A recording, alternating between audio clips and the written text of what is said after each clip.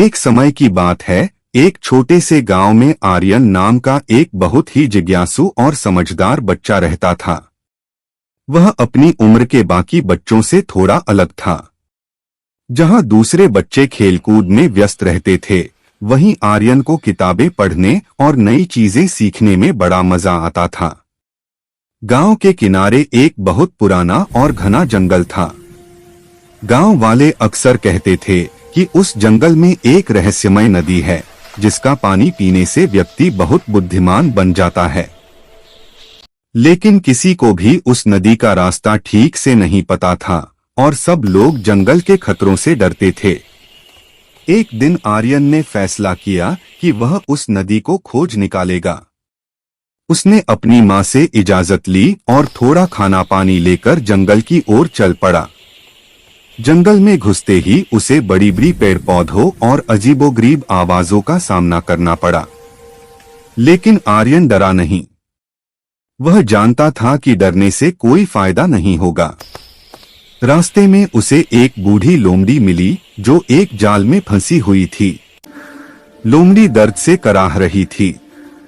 आर्यन ने सोचा, अगर मैं इसकी मदद करूंगा तो मुझे देर हो जाएगी और मैं नदी तक नहीं पहुंच पाऊंगा। लेकिन फिर उसने सोचा, ज्ञान सिर्फ किताबों से नहीं मिलता, दूसरों की मदद करने से भी मिलता है। तो आर्यन ने बड़ी सावधानी से जाल खोला और लोमड़ी को आजाद कर दिया। लोमड़ी ने उसे धन्यवाद दिया और कहा, बच्चे, तुमने मुझ पर दया की है। मैं तुम्हें उस रहस्यमय नदी का रास्ता बता सकती हूँ। लोमड़ी ने आर्यन को एक गुप्त रास्ता दिखाया जो घने पेड़ों के बीच से होकर जाता था। आर्यन उस रास्ते पर चला और अंततः एक सुंदर चमचमाती नदी के पास पहुंचा। नदी का पानी इतना साफ था कि वह नीचे की पेबली तल तक देख सकता था। आर्यन ने खुशी से नदी का पानी पिया। उसे लगा जैसे उसके अंदर एक नई ऊर्जा और समझ आ गई हो। लेकिन उसने महसूस किया कि असली ज्ञान केवल पानी पीने से नहीं आया था, बल्कि लोमड़ी की मदद करने और अपनी दयालुता दिखाने से भी आया था। वह वापस गांव लौटा और सबने उसे देखकर बहुत खुशी मनाई। आर्यन ने गांव वालों को बताया कि ज्ञान सिर्फ पढ़ाई से नहीं, बल्कि दूसरों के प्रति दया और समझदारी से भी आता है। उसने यह भी बताया कि असली रहस्यमय नदी तक पहुंचने के लिए एक नेक दिल की जरूरत होती है।